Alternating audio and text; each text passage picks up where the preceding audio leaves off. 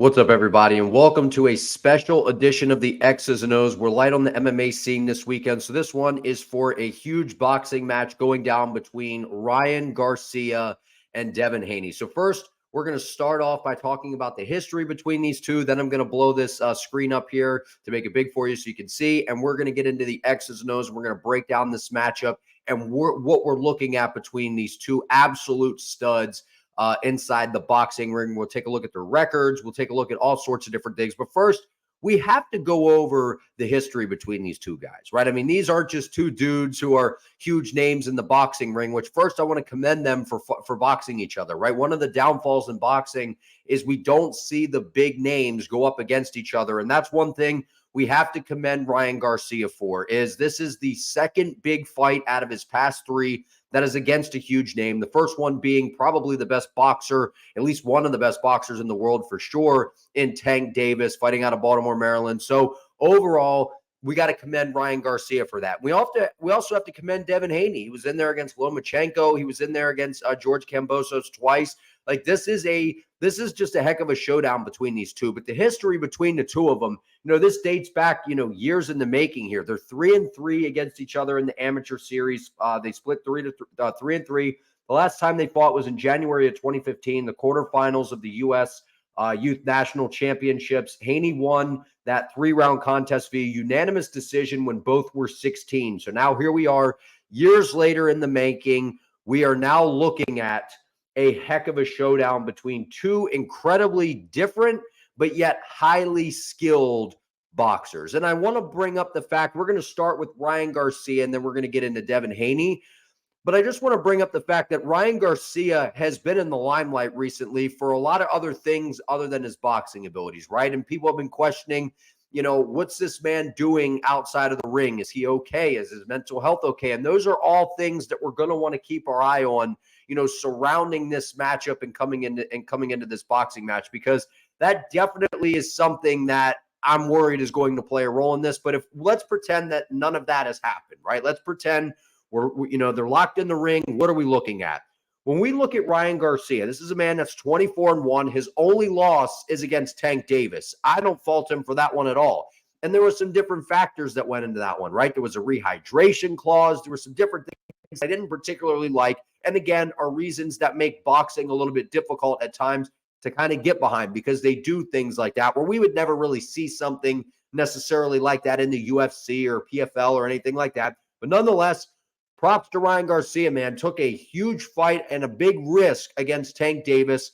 And there were some moments in that fight, but at the end of the day, you just can't make any mistakes with Tank Davis, man. The power that man has in his hands is just different. And we saw him work the body of Ryan Garcia, which I think is something Devin Haney's going to try to implement.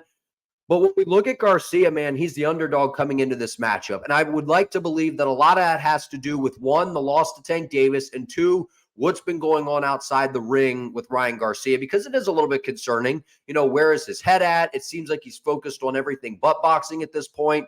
But I still am a huge fan of Ryan Garcia. This man has outstanding hand speed. He probably has the fastest hands inside of all of boxing, some of the fastest hands ever that we have ever seen. And what's really impressive about these guys, both 25 years of age, man, 25 years of age at the top of the heap in terms of boxing.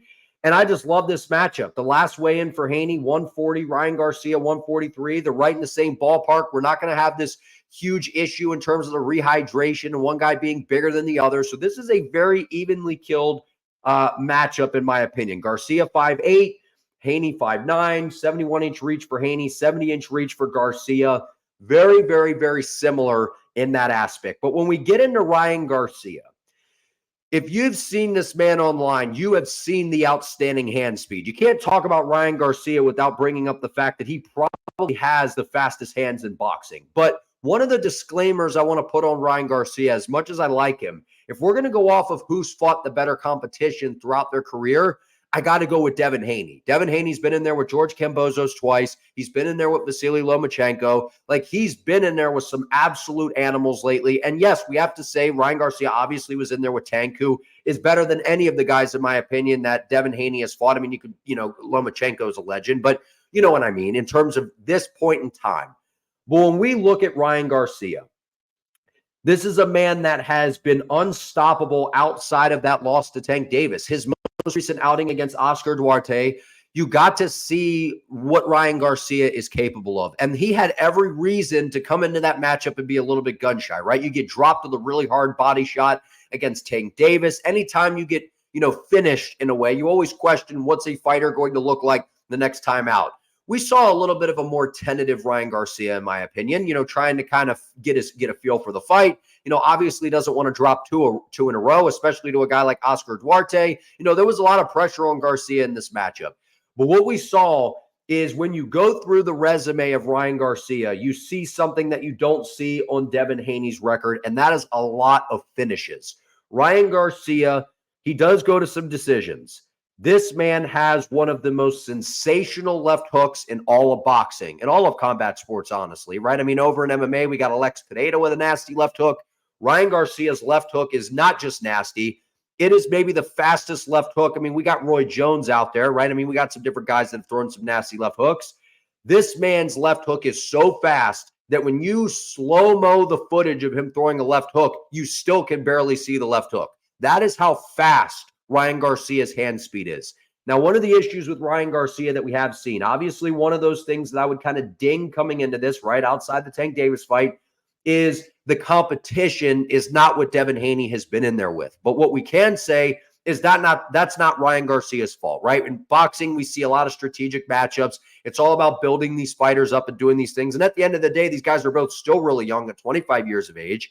And Ryan Garcia's hand speed is possibly going to be the real difference in this fight. Because when I look at Devin Haney, both of these guys have outstanding cardio, right? When we talk about boxers, cardio is really not an issue, right? There's not really any grappling. There are ways to kind of wear on a guy's gas tank and kind of do some different things there. But overall, I don't look for cardio to be any bit of an issue unless Ryan Garcia has been doing some things that kind of maybe take away, the gas tank in a way. Maybe that could play a factor, but I don't imagine that being an issue here. But when we look at these guys, they're going to be able to go the distance. I'm not worried about that. But what I will say is if this fight is going to get stopped, I would like to believe that it would be Ryan Garcia knocking out Devin Haney or getting a stoppage. I'm not saying that that's going to happen. But if the fight does get stopped, that's how I look at it to get stopped. Because Ryan Garcia is going to have the speed advantage in this matchup.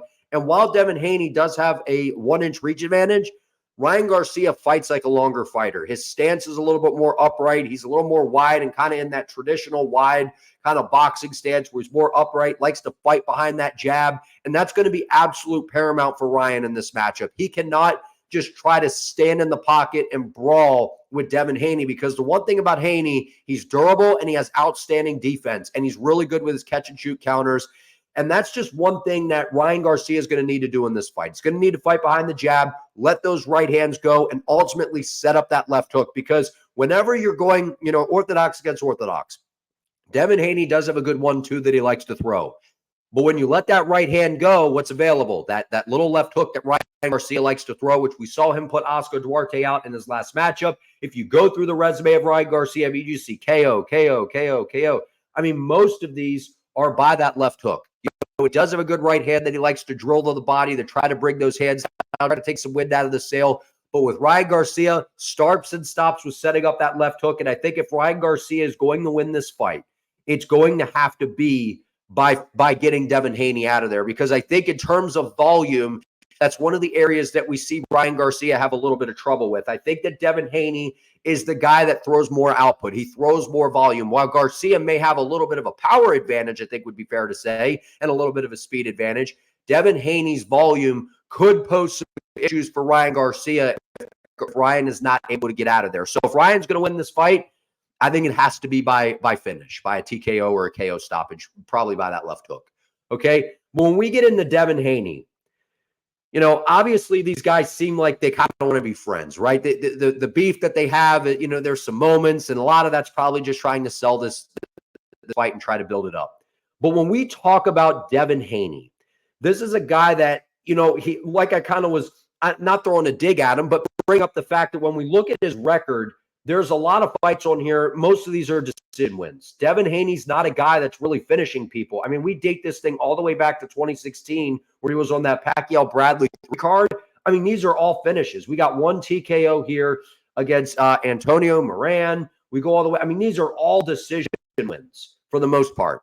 So to say that Devin Haney is going to win this thing by some sort of knockout, TKO, or finish, I wouldn't say is the most likely result on the side of Devin Haney. But what we can say about Devin Haney, not only, I forgot about that. His most recent outing was against Regis Prograis, and that was a fantastic performance by Devin Haney. He looked excellent in that matchup against Regis Prograis. The reason I didn't bring that up was probably because he's a southpaw, so it's a little bit different, and I know Lomachenko is as well. But when we look at this fight, Devin Haney is going to have to put the volume on Ryan Garcia in a safe fashion.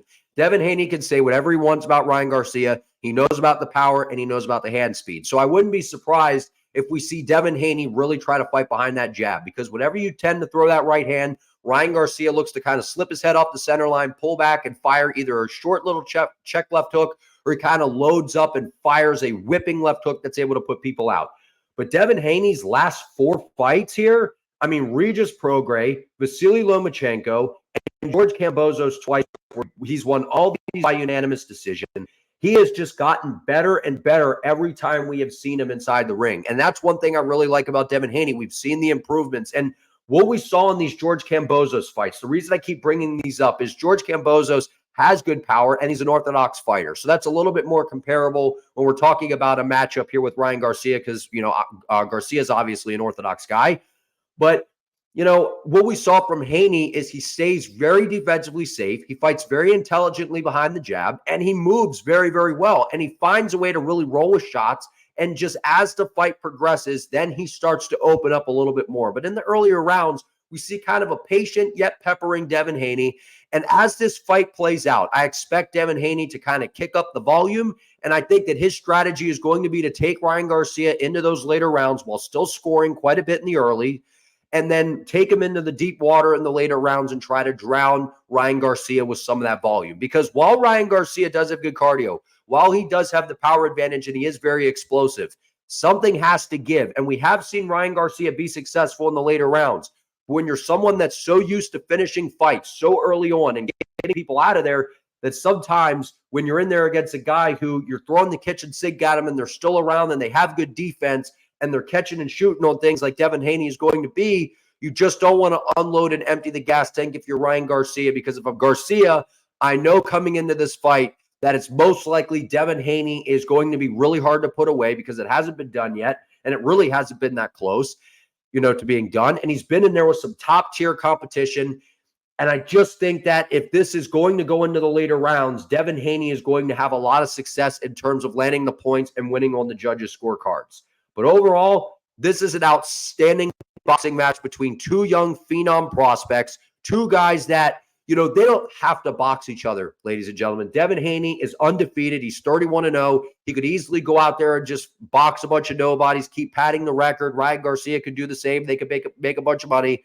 But these two guys are two of the biggest names in boxing. They're around the same weight class, and we're going to get to see them throw down this Saturday, April 20th. We have to start commending these high-level boxers for getting in there with each other, because when we sit there and talk about boxing, it's always been a flaw, is the big names don't tend to always box each other. I know we've seen a little bit more of that over the past couple years, but I hope personally that this is something that will become a little bit of a norm moving forward, is getting these big-name guys to eventually box each other. I understand making millions of dollars fighting people that you're way better than. I mean, that sounds like a good deal to me, right? Go in there and box a guy who isn't nearly as good as me. I get to go in there, beat him, make a bunch of money, not really take any damage. That's a great deal. Sign me up. But eventually, as we start to pad that record, as it starts to look real pretty, and we're 20-0, we're 22-1, we're this, we're that, then it's time to start fighting those big names and start cashing those big checks and fighting the real competition out there. But guys, this is an outstanding boxing match between these two gentlemen. I know I'm an MMA-based channel, but anytime we get something special like this, I feel like I need to break it down. So like this video, comment your early prediction below, or not your early prediction, but your prediction. Are you rolling with Haney? Are you rolling with Garcia? If I'm going to have to pick somebody, I'm probably going to lean towards Ryan Garcia because I'm a giant fan of him. Nothing against Haney. I think the guy's an outstanding boxer. I'm fans of all these high-level boxers, man, because what they do in there is absolutely sensational. I respect both guys for being willing to step up to the plate and box each other. Subscribe to the channel, help your boy out. I appreciate you all. See you next time.